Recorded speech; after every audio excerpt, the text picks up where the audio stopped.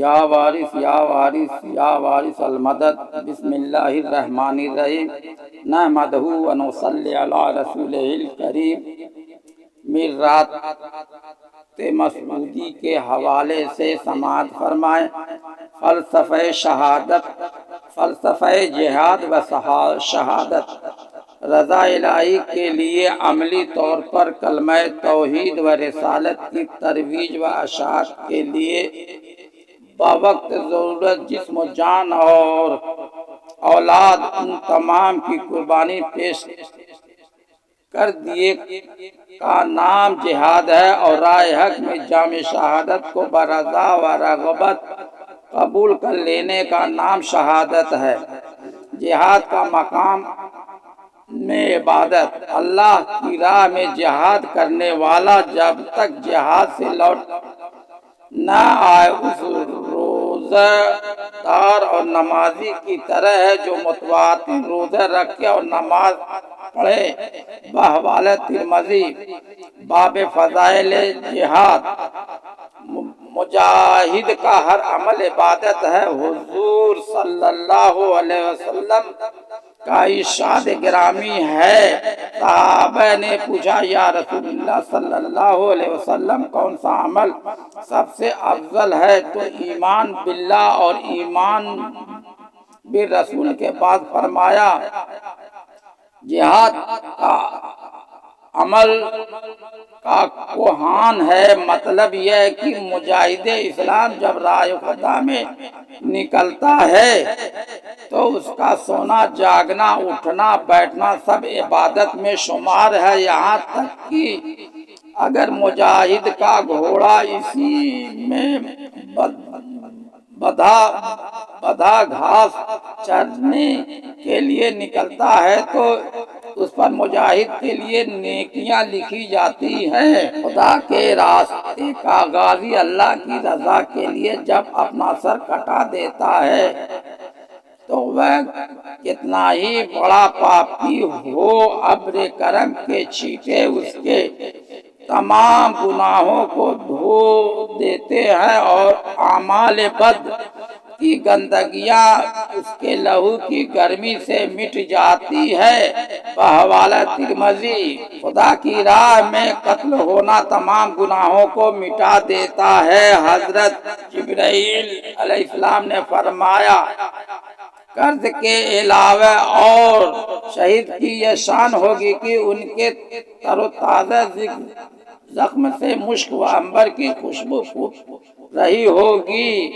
پیغمبر اسلام نے راہ حق میں جام شہادت نوش فرمانے کی تمنا ان الفاظ میں فرمائی ہے، اس ذات کی قسم جس کے قبضے میں میری جان ہے، میں یہ پسند کرتا ہوں کہ راہ خدا میں قتل کیا جاؤں، پھر زندہ کیا جاؤں، پھر قتل کیا جاؤں، پھر زندہ کیا جاؤں، پھر قتل کیا جاؤں۔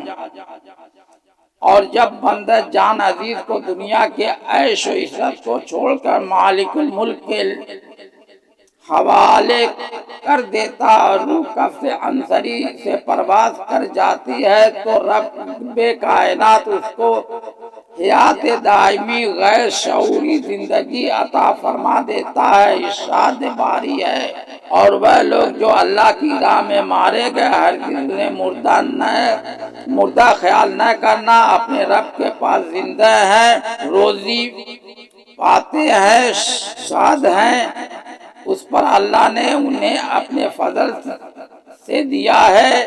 ایمان والے شہادت کی تمنا کرتے ہیں اور دین کو زندگی عطا فرماتے ہیں۔ تاریخ فرشتہ نے فیروز شاہ کے سفر بہرائچ کے تذکرے میں امیر ماں کا تذکرہ کیا ہے۔ فیروز شاہ آپ کی بزرگی سے متاثر ہو کر آپ کے ہی ساتھ سید سالار مسعود غازی کے مزار پر حاضر ہوا تھا۔ راستے میں سید صاحب سے حضرت سید سالار مسعود غازی کی بزرگی و کرامت کے واقعات پوچھنے لگا۔ آپ نے فرمایا کہ یہی کرامت کیا کم ہے کہ آپ جیسا بادشاہ اور مجھ جیسا فقیر دونوں اس کی دربانی کر رہے ہیں۔ اس جواب پر بادشاہ، جس کے دل میں عشق کی چاشنی تھی، بہت محظوظ ہوا۔ تاریخ فیروز شاہی کے سلسلے میں پروفیسر خلیق احمد نظامی علی گڑھ مسلم یونیورسٹی اپنی کتاب سلاطین دہلی کے مذہبی رجحانات میں لکھتے ہیں کہ میر سید امیر ماں بہرائچ کے مشہور و معروف مشائخ طریقت میں تھے۔ سید علاء الدین المعروف علی جابری سے بیعت تھی۔ وحدت الوجود کے مختلف مسائل پر رسالۃ المطلوب فی العشق المحجوب لکھا تھا۔ فیروز شاہ جب بہرائچ گیا تو ان کی خدمت میں بھی حاضر ہوا تھا اور بسیار صحبت، نیک و کرم برآمد۔ فیروز شاہ کے ذہن میں مزار حضرت سید سالار مسعود غازی سے متعلق کچھ شبہات بھی تھے، جن کو سید امیر ماں نے رفع کیا۔ عبدالرحمن چشتی مصنف مرات الاسرار کا بیان ہے کہ اس ملاقات کے بعد فیروز شاہ کا دل دنیا کی طرف سے سرد پڑ گیا تھا اور اس نے باقی عمر یاد الہی میں کاٹ دی۔ مصنف آئینہ اودھ نے حضرت سید احمد کے والد ماجد مولانا خواجگی کے ذکر کے سلسلے میں حضرت سید علی ہمدانی کی دوسری کتاب منبع الانصاب سے یہ عبارت نقل کی ہے کہ حضرت میر سید مخدوم مولانا خواجگی صاحب قبر اور کٹرست بسیار بزرگ و صاحب کمال از خلفائے سید علاء الدین جے پوری اند حضرت ابو جعفر امیر ماں بہرائچی و حضرت مخدوم مذکور ہم تاش خواجہ بود۔ ہر دو بزرگان و خلیفہ کامل حضرت میر سید علاء الدین جے پوری اند۔ میر سید علاء الدین کو مصنف بحر الانصاب حضرت سید علی ہمدانی نے امام و عالم متقد قطب السادات مصنف مرات الاسرار مولوی عبدالرحمن چشتی نے جو حضرت سید سالار مسعود غازی کی روح پرفتو سے فیضیاب ہوئے تھے اور عرصہ تک بہرائچ میں مقیم رہے تھے، اسی عقیدت میں مرات مسعودی لکھی ہے۔ مرات مداری بھی آپ کی تصنیف ہے۔ مرات الاسرار میں مکتوبات حضرت مخدوم اشرف جہانگیر کچوچی کے حوالے سے لکھتے ہیں۔ میر سید اشرف جہانگیر ملتانی اپنے ایک مکتوب کے 32 میں، جس میں سادات بہرائچ کا تذکرہ ہے، لکھتے ہیں کہ سادات خطہ بہرائچ کا نسب بہت مشہور ہے۔ سادات بہرائچ میں سید ابو جعفر امیر ماں کو میں نے دیکھا ہے، وادی تفاوت میں بے نظیر ہے۔ سید سالار مسعود غازی شہید کے مزار کی حاضری کے موقع پر میں اور سید ابو جعفر امیر ماں اور حضرت خضر علیہ السلام کا ساتھ تھے۔ ان کی مشائخیت کے اکثر حالات کے لیے میں نے خضر علیہ السلام کی روح سے استفادہ کیا ہے۔ سید میر ماں کا مزار زیارت گاہ خلائق مرات الاسرار کے 20ویں طبقے میں میر سید علاء الدین تنتوری کے حوالے کے بعد حضرت سید امیر ماں علیہ الرحمہ کے نام کی علیحدہ سرخی قائم کر کے تفصیل سے حالات لکھے ہیں۔ عارف پیشوا یقین مقتدا وقت کا کاملان روزگار صاحب اسرار کے القاب سے تذکرہ شروع کیا ہے، لکھتے ہیں شان و عظیم و کرامات و حالی قوی و ہمت بلنداشت صاحب عالی مقام بود عالم از نعمت و فیض مند گشت۔ آپ کا زمانہ حضرت نصیر الدین محمود روشن چراغ دہلوی متوفی 757 ہجری کے زمانے سے حضرت میر سید اشرف جہانگیر متوفی 808 ہجری تک ہے۔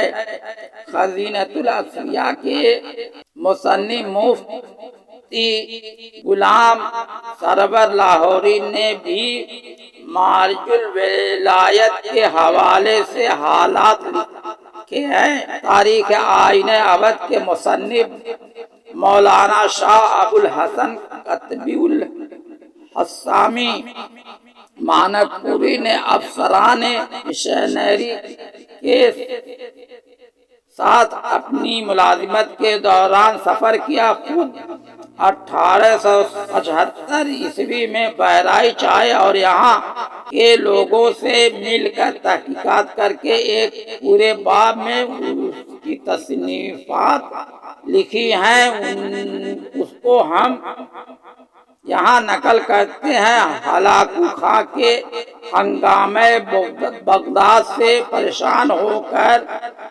657 ہجری مطابق 1458 میں سید حسام الدین جد سید افضل الدین ابو جعفر امیر ماں بہرائچی بغداد شریف سے جلا وطن ہو کر براہ غزنی لاہور آئے۔ بعد قیام چندے لاہور سے دہلی آئے۔ اس وقت بادشاہ دہلی سلطان غیاث الدین پلبن تھا۔ اس نے آنا آپ کا باعث من سمجھ کر وظیفہ مقرر کر دیا۔